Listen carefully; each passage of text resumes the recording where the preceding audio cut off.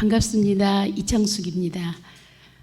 조선 후기라고 특정을 지었는데 한국 차문화사에서 가장 현대 차문화에 영향을 미친 시기라고 볼 수 있습니다.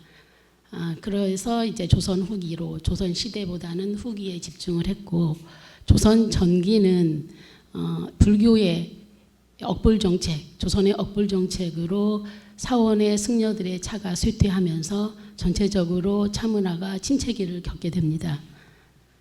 그 후 조선 후기 17세기 후반에 이르러서 지식인 계층을 중심으로 다사가 일어나며 차가 한국 차문화의 중흥기를 맞이했다고 한국 차문화사에서는 주로 이야기를 하고 있습니다.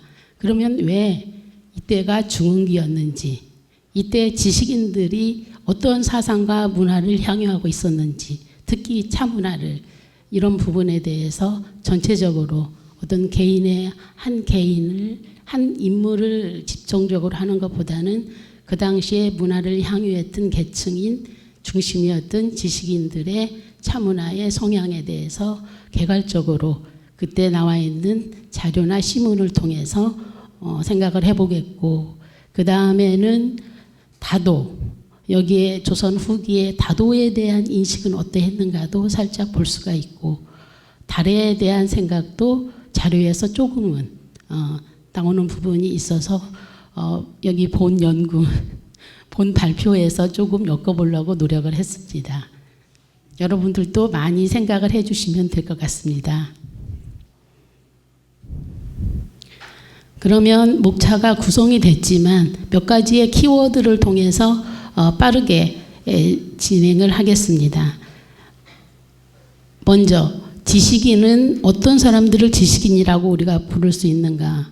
그 당시에 고려도 문사, 사대부, 경화사족이라는 걸로 많은 지칭이 일어나고 있지만 한마디로 그 시대의 경제적 기반과 지속적인 정치 참여를 근간으로 신분 계급에서 주도하고 유교 사상을 갖춘 관료로서 향촌 사회에서 민의 교화와 사대부의 양성을 책임지는 하나의 교육자이기도 했던 계층이기도 합니다. 그래서 그런데 이들이 조선 후기에 이르러서는 신지식을 수용하고 어떠한 사유와 행동을 지적 기반으로 삼는 사람들이었습니다.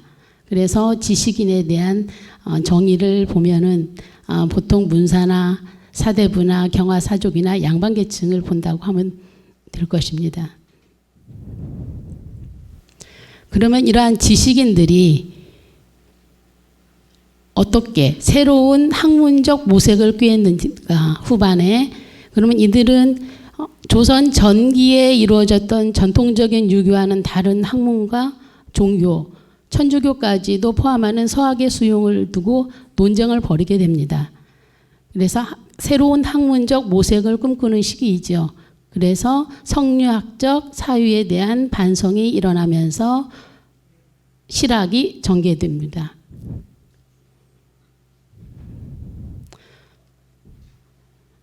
그렇게 되면서 이들은 청조의 문물과 학문을, 학술을 수용하기 위해서 모방을 하지만 재현하는 것이 아니라 조선의 현실 속에서 그 요구와 그 여파에 따라서 전개하고자 합니다. 이러면서 학파가 형성이 되기도 합니다. 북학파라고 말도 하고 북학이 대두되고 있죠. 그러면 종래의 권위적인 세계에 매몰되지 않고 자유로운 학문을 탐구하는 기풍을 추구합니다. 학문 중심의 도덕적이고 관념적인 것으로부터 현실적이고 구체적인 것으로 전환하며 경세치용, 이용후생인 북학파, 이래서 현실 문제와 직결되는 실제 생활에 유용한 것입니다. 제가 잠깐 서두에서 이러한 부분을 밝히는 것은 한 시대의 문화를 보기 위해서는 문화를 향유했던 계층, 주도했던 계층의 사상적 배경과 그거에 대해서 문화의 성향에 대해서 조금은 규명을 해야 될 것 같습니다. 그래서 깊게는 아니지만 간단하게 그 시기적으로 어떤 사상적 흐름을 갖고 있는지에 대해서 말씀드리는 겁니다. 학파가 성성이 되는데 기존의 성리학의 근본 철학에는 별 변화가 없이 경제 사상에만 보충하자는 학파와 경제 사상뿐만 아니라 사회적인 개혁을 해야 된다는 북학파, 그리고 방금 말씀드린 천문지리, 역사, 천주교까지도 우리가 새로운 현실에 부합해야 된다는 실학파, 주로 이쪽에는 정약용도 포함이 되고 김정희, 추사 김정희, 이 홍대용, 많은 부분들이 여러분들이 이 인사들이 한국 참언화에서 주도적으로 이끌었던 분이라는 걸 알 것입니다. 그러면 왜 이런 것들이 필요했는지도 생각을 할 수 있습니다. 그래서 실학의 초기에는 경세치용 학파인 이익이나 유형원이 있었고, 중후기에 이용후생인 북학파, 홍대용, 박지용, 박재가, 이덕모 등 조금 후에 이분들이 말한 시문에서 조금은 밝힐 것입니다. 그리고 청의 앞서 문물을 받아들이고 이용후생으로 상공업을 장려하고 사회의 개혁을 추구하였습니다. 후기에는 실사구시학파인 김정희, 또 정약용, 그래서 이러한 정약용과 김정희는 한국 참언화사에서 그들이 미친 영향 또한 지대하다고 볼 수 있습니다. 그런 부분에서 여기에 초이라는 인물과 같이 한국 참문화를 중흥했다는 설이 한국 참문화에서는 주도적인 것입니다. 그러면 이들이 차에 대한 인식과 향유 방식은 어떠했는지, 이 다사와 관련된 자료가 미비한 그 경색치용 학파의 경우보다는 북학파 지식인들을 주로 대상으로 해서 살필 것입니다. 그러면 이들이 음다층을 형성하였고 청의 문물을 수용을 강조하였고, 이런 것들이 저술로 이루어지면서 사회의 변화를 이끌어가는 지식층, 불의적인 인식의 변화가 일어납니다. 그래서 더불어서 교육을 통해서 애호층이 형성되고 침체됐던 한국 참문화가 중흥기를 맞이한다고 볼 수 있습니다. 그러면 북학파 지식인 다사를 중심으로 이제 향유 방식에 대해서 살피겠습니다.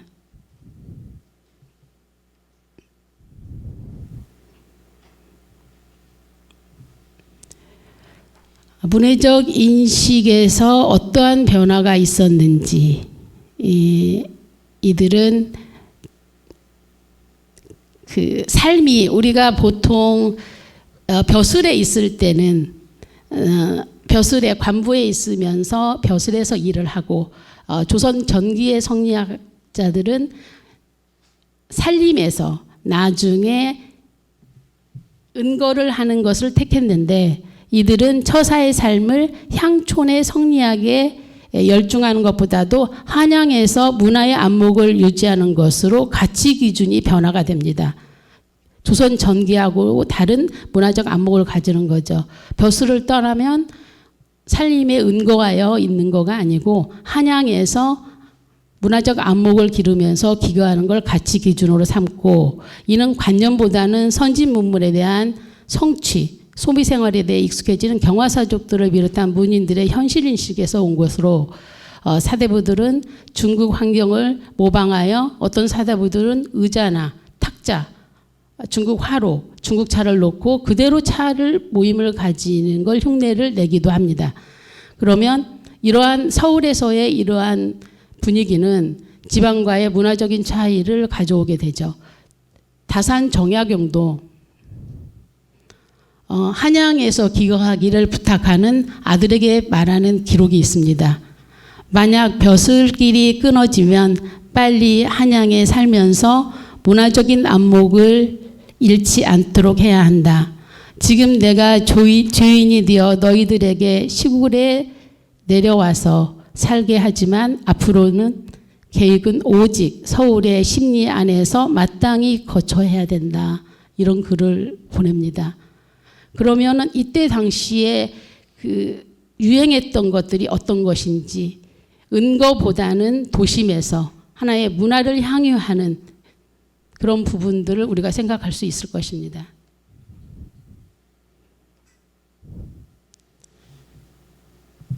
그렇게 보면은 이 벽이라는 글자가 나오게 되는데요. 18세기 중후반 지식인들 사이에는 벽, 치 이런 게 유행을 하게 됩니다. 그러면 성현의 도를 실현하는 군자적 삶보다는 하나의 어떤 걸 수집하거나 정리하고 편집하는 그런 애우벽 등으로 유행을 하게 됩니다.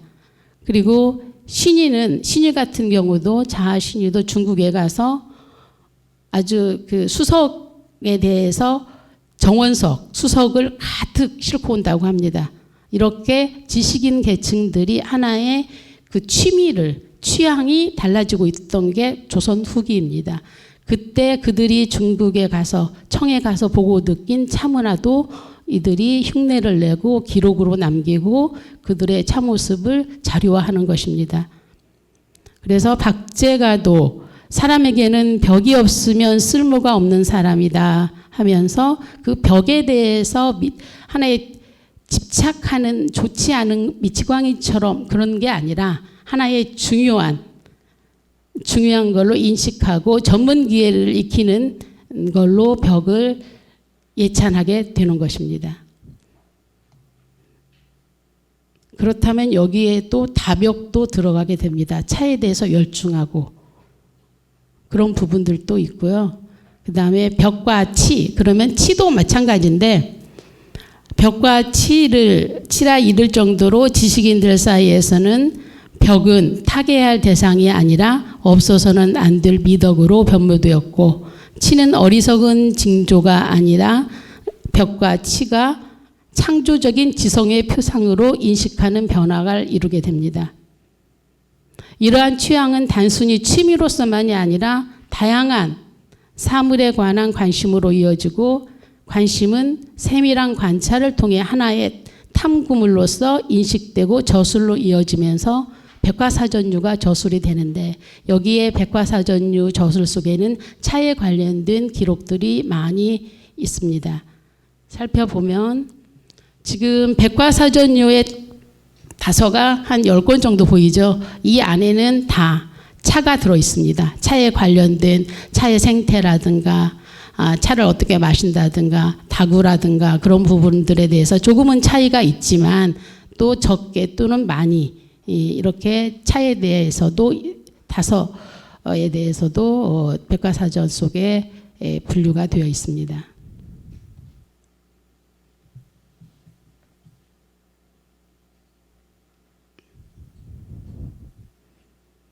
그럼 홍연주 같은 경우는 정조의 사이죠.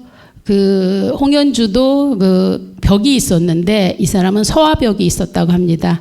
그래서 장항벽 그 서화에 대한 표구에 있는 벽이 있는 방유항에게 이제 벽이란 병이 아니다 하면서 이런 글을 남기죠. 좋아함이 지나치면 즐긴다. 즐김이 지나치면 벽이라고 한다. 좀 미워하고 예찬하는 거죠. 내가 평소에와는 달리 좋아하는 바가 없지만 오직 그림에 대해서는 벽이 있다. 옛 그림에 대해 마음을 찾는 것은 한 번이라도 보면 마음이 차면 비록 화폭이 온전치 않아도 이것을 반드시 구입하고야 만다라는 것입니다. 이 정도로 이들의 취향은 벽과 치에 가까웠다고 합니다. 이덕무도 북학파입니다. 이덕무도 간서치라고 스스로 부르고 책만 보는 바보라고 부르고 이들도 간서치 전이라고 하여 본인에 대해서 이렇게 어리석음을 말하는 그런 글을 보이기도 합니다.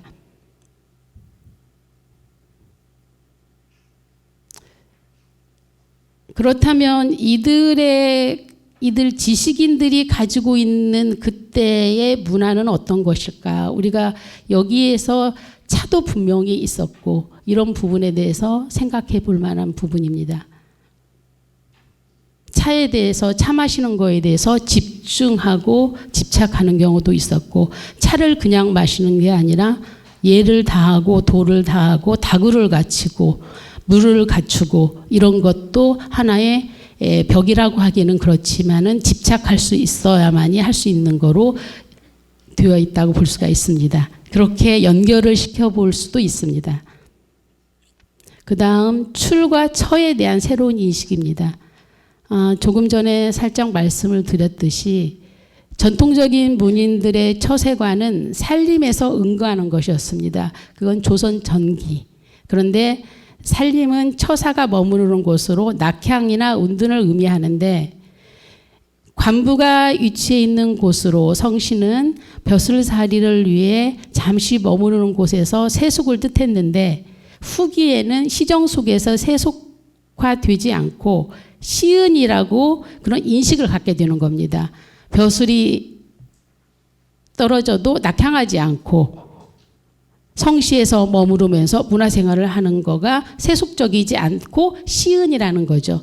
은거를 한다는 건데 그러면 그때 그냥 은거를 하지 않고 그들이 하나의 어떠한 그림도 집에 국화를 심어놓는다든지 돌로 장식을 해놓는다든지 그런 것을 했다고 합니다. 산속처럼 집을 가꾸는 거죠.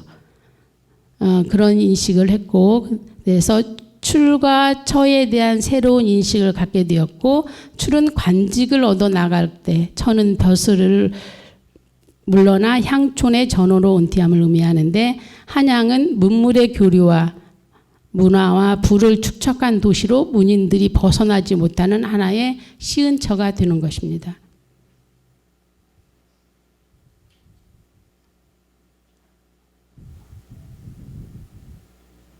여기 그림을 보면 여기에 다동이 있죠. 차를 우리고 한가롭게 평상에 앉아서 책이 있고 누워있는 도판을 볼 수가 있습니다. 이들의 취향이 이렇게 됐고 18세기에 이런 다동이 차를 우리는 그런 그림들이 많이 볼 수가 있습니다. 거의 그런데 똑같아요. 그림의 형태가. 제가 미술사는 전공이 아니어서 모르겠지만 이때 당시에 유행했던 화폭이 아닌가 싶어요.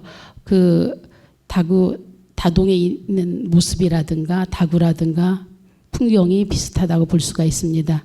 그래서 지식인들에게 다산은 시정 속에서도 세속화되지 않고 한거로이 청아함을 누릴 수 있는 문화적 취향으로 삼기에 족했던 것입니다. 은거가 아니고 이러한 인식의 변화는 문학의 전반에서 주체에 대한 자각의 붐이 일어나고 우리 것에 관한 탐구만이 아니라 외래의 것도 우리의 풍토에 맞게 펼쳐지는 것입니다.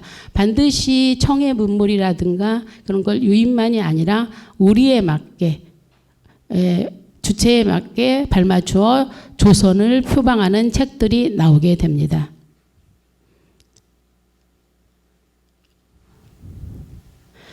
여러분들이 익히 많이 차에서는 알고 있을 거예요. 대표적인 다서가 초이의순의 동다송. 중국의 차 이론서를 전거하여 조선의 차에 대한 우수성을 중국 차와 비교하여 기술을 하게 됩니다. 그리고 서유구도 임원경제지에서 차에 대한 기록을 많이 남기는데 여기에서도 본인도 그런 얘기를 해요. 사람들이 사는 곳의 풍토와 풍습은 제각각 다르고 생활 양식도 고금의 차이와 국내외의 구분이 있는데 중국이 우리나라보다 앞서 있다고 하여 생활 양식을 그대로 도입하여 적용할 수 있는가? 이 책은 우리나라를 중심으로 필요한 바를 취하였고 비록 좋은 방도라 하여도 실용성이 없는 것은 취하지 않았다 하면서 예언편에 임원경제지 예언편에 기록을 하게 됩니다. 이렇게 조선의 지식인들, 후기의 지식인들은 청문화를 문물을 받아들였지만 나름대로의 우리의 우수성을 나타내고 우리의 실정에 맞게 하기 위해서 노력을 했던 것입니다.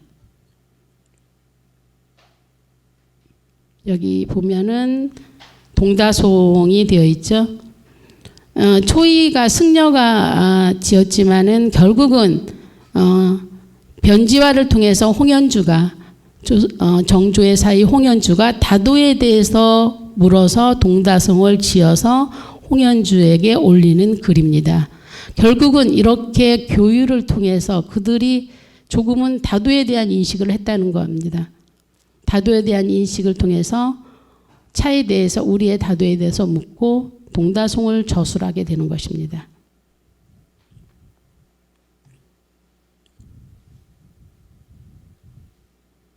이건 굉장히 중요한 것입니다. 왜냐하면 현대의 다도를 공부를 하거나 다례원의 공부를 하시는 분들은 동다송을 한국의 다경이라 칭하고 반드시 암기까지 하게 됩니다. 그러면 이 당시에 저술됐던 동다송이 결국은 다경이든 중국의 다서를 전거를 했지만 이게 우리의 다도나 다례에 어느 정도 정신적으로 기반을 이루었다고 할 수가 있어요.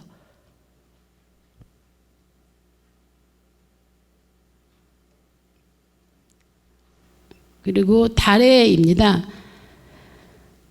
다례는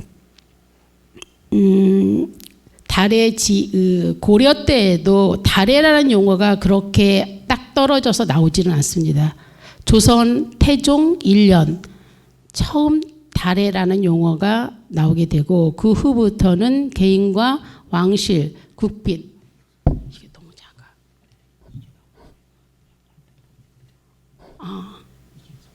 그렇다. 그치. 내가 좀 빨랐습니다. 좀 천천히 할게요. 그러면 조선 이 다례라는 용어가 나오게 되는데 그 태종 1년 처음 다례 용어를 사용하고 이후부터 다례는 개인과 왕실, 국빈 접대에 사용하게 됩니다. 그리고 다례라는 다례 한자로 보이죠? 그 전에는 다례라고 보이지 않고 다례지으로 보입니다. 근데 여기서 다례로서 유의 물명고에 다례는 상망에 사당에 헌다하는 것인데 주부가 점다하여 바친다라는 기록이 18세기에 있게 됩니다. 이때 다례라는 용어가 나오게 됩니다. 상망에 사당에 헌다하는 것은 낮에 첫날과 보름 사당 돌아가신 분의 사당에 제를 올리는데 주부가 점다한다는 뜻입니다.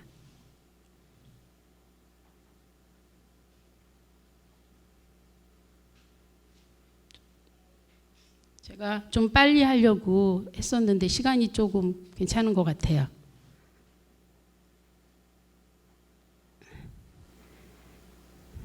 그래서 후기 지식인들 사이에서는 문해적 활동은 사회 전반에 그대로 반영되었고 다사는 그들의 모임의 내용을 더욱 풍부하게 하였습니다. 그래서 문화 향유에 있어서는 학연이나 혈연을 이루고 취미 활동이 사적 문화 동호인 집단의 문해 교류를 내부적으로 결속을 시키면서 시서화를 바탕으로 한 창작과 향유를 함께 나누는 시위가 열리는데 시위는 시사나 아유나 뭐뭐개로 이렇게 표현이 됩니다. 조선 후기에는. 그래서 아유는 시문풍류에 치중한 비공식적인 사회이자 자발적인 모임으로 하나의 풍류적인 성격을 가지고 있습니다. 조금 전에도 도판을 보았지만 다시 도판을 보면 이인문의 우후산장도입니다. 여기 붉은색으로 동그라미 친 부분이 옆에 확대도입니다. 여기에서도 다동이 차를 우리고 있고 이게 전다도라고 많이 인용이 되는 부분입니다. 그리고 선비가 책을 읽고 있고 사진도 있고. 자, 이것도 18세기의 작품입니다.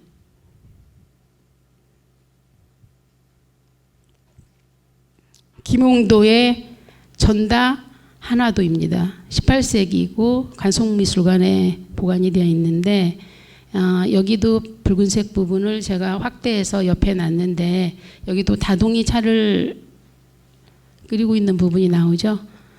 그러면 여기에서 또 깊게 말하면 이때 차가 어떤 거냐, 물이냐, 아니면 단차냐, 뭐냐 그런 것들이 많이 나옵니다. 근데 제가 보기에는 이때의 하나의 시풍인 것 같습니다. 화풍인 것 같아요. 전부 다 똑같은 모습으로 전다 차를 우리고 있는 부분이 나옵니다.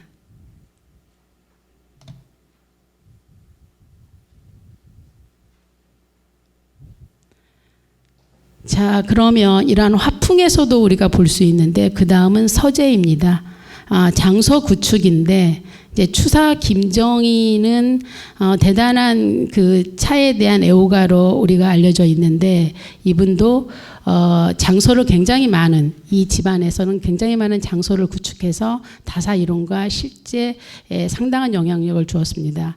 김정희 집안에는 장소 목록의 경우 차 전문 도서가 중국의 전문 도서인데 6위의 다경 한 권과 제가 살펴본 바로는 그 위에 대략 28권의 차에 관련된 내용이 서책이 있다고 합니다. 이래서 장소 구축도 이 당시에 지식인 사이에서 많이 유행했던 것이고 사실은 서재라는 것은 그 지식인들에게는 하나의 학문과 아취의 상징으로 지식인들 세계에서만 존재하는 하나의 공간으로 볼 수 있지만 여기에 차와 관련된 책 이런 책들도 필수적으로 들어있고 그걸 토대로 해서 많은 글들도 있고 전고도 했다는 것을 알 수가 있습니다.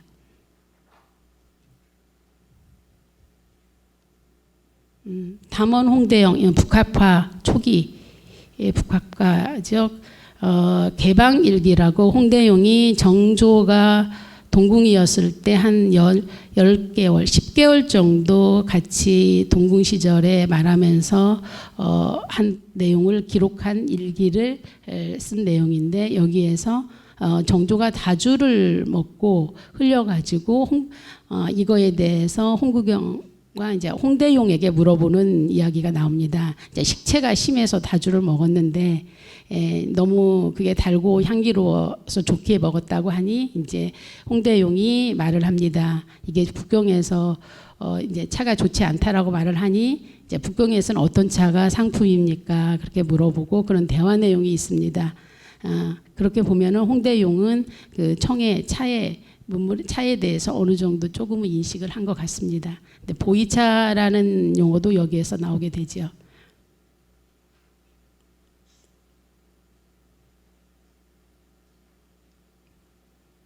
이제 정조의 일등록에 보면 그 도판에서 보았듯이 우리가 벽이나 치가 있다고 말했듯이 그 당시에 최근의 선비들은 문장에서만 그런 게 아니고 평소 검은고를 타고 동기를 들어놓고 서화를 품평하고 차를 끓이고 향을 사르는 것을 맑고 멋있는 취미로 여긴다라는 글이 있습니다. 그래서 후생의 소년들이 왕왕 모방하여 습관이 되기도 한다. 이것은 전날 사학이 바른 도리를 해치는 것과 크고 작음은 같지 않지만 폐단으로 말하면 동일한 것이다 해서 이러한 취미가 소년들에게 모방하는 습관이 되는 것을 염려한 듯합니다. 어느 정도 청의 문물이 모방하는 의미가 있다는 걸 알 수 있죠. 그다음 연암 박지원입니다. 다 북학과 사람들의 기록을 살펴본 건데요. 여기에서도 게으르고 숨어 살기 좋아해서 건태로우면 발을 내리고 거기에도 다조와 차를 다리며 서화의 축을 펼쳐서 감상하는 그런 내용이 있습니다. 또 후반기로 갔을 때는 이게 하나의 폐단처럼 느껴졌던 것 같습니다.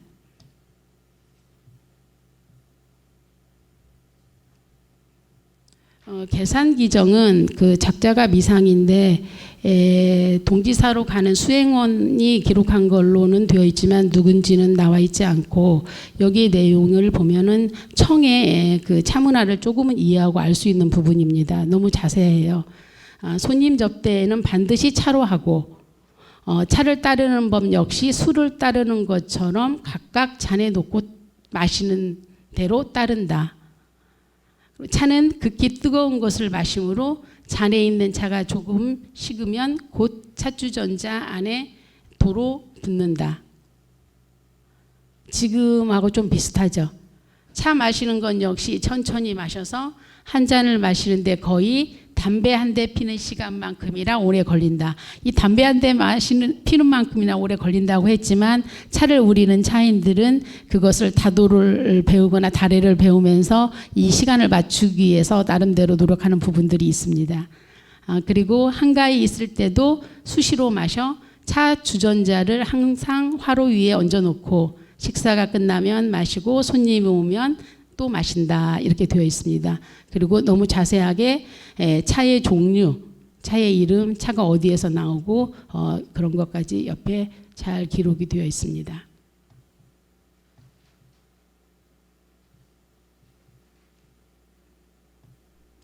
이유원의 임화필기에는 19세기죠. 황차라는 이야기가 나옵니다. 황차는 연경에서 나는 것보다 못하지만 상당히 괜찮다. 우리의 황차를 청의 황차하고 비교하고 있습니다. 그래서 당시 황차와 비슷한 차가 제조된 듯한데 아시다시피 저희는 차를 제조하는 방법이라든가 구체적으로 차를 어떻게 마신다든가 그런 자료들이 거의 없습니다. 그러나 차에 대한 인식이나 정보는 어느 정도 청에서 받아들인 것 같습니다. 청의 음답풍은 조선 후기 지식인들에게 차를 인식하는 데 영향을 준 것입니다.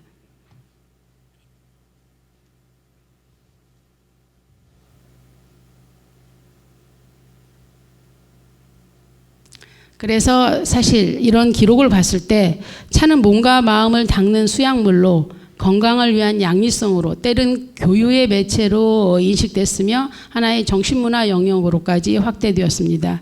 그리고 조선 후기 지식인들의 다사 기록 중 다사가 심적인 부분으로 정신을 기르는 데 유용함을 보여줍니다. 이러한 내용은 주로 시문에서 드러나는데 조선의 지식인들은 차를 어떻게 향유했는지를 알 수가 있습니다. 다음을 보면 여기 차의 양리성에 대한 기록으로 윤영규의 다설이 있습니다. 여기에 처음에는 차 한 사발을 올려 위장을 씻어낼 것 같으면 정신이 맑아지고 항상 차에 대한 양리성을 말하고 그 다음에는 정신을 말하고 수신호로 들어갑니다. 차의 정신이 맑아지고 기운이 건강해져서 운용하기에 편하다. 여기에 또 빈객과 주인이 예로서 대접하고 친한 벗들이 함께 모여 즐겁게 마시는 일을 하지 않을 수 없다. 평소 병이 많고 또 식체에 잘 걸린다. 그러나 치료를 할 의학적 방책이 없고 임시로 위급 상황을 구할 방책으로 체한 것이 내려가도록 유도한다라고 되어 있습니다. 이렇게 윤영규는 차의 양리적 효능은 음식물을 소화를 하는 기능도 있지만 손님을 예로서 접대하고 벗들과 모여 즐겁게 마실 수 있는 등 차의 하나의 매개체로서 향유하고 있는 부분을 알 수가 있습니다.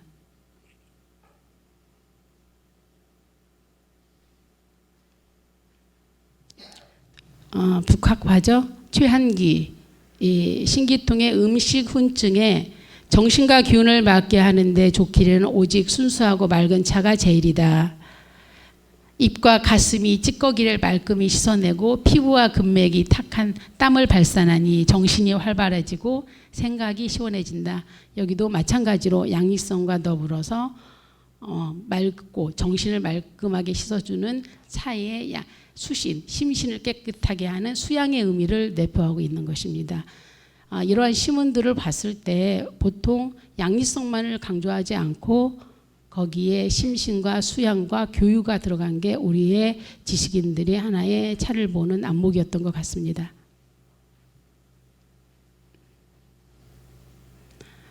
다산의 아들이죠.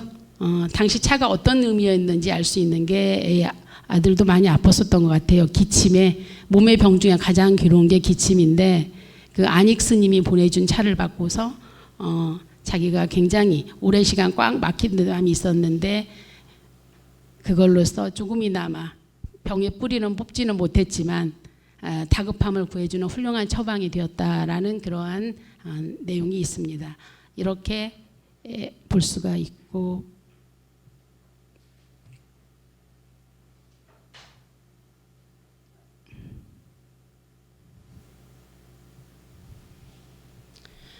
박제가의 다사와 함께 수신을 하는 모습이 잘 나타나는데요. 이때도 보면은 조선 후기 지식인들에게 차는 교유와 수신의 매개체이며 하나의 양생의 수단이었는데 정월 보름 촛불을 피워놓고 바로 앉아 나 혼자 차를 끓이네 힘써 하루 3가지를 반성하면서 하늘 한 구석에서 논의는구나.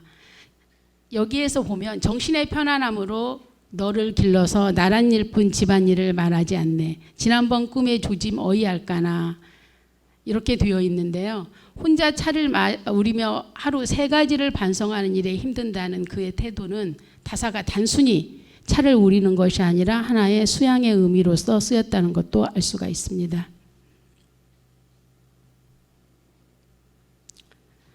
그러면 정리를 해보겠습니다.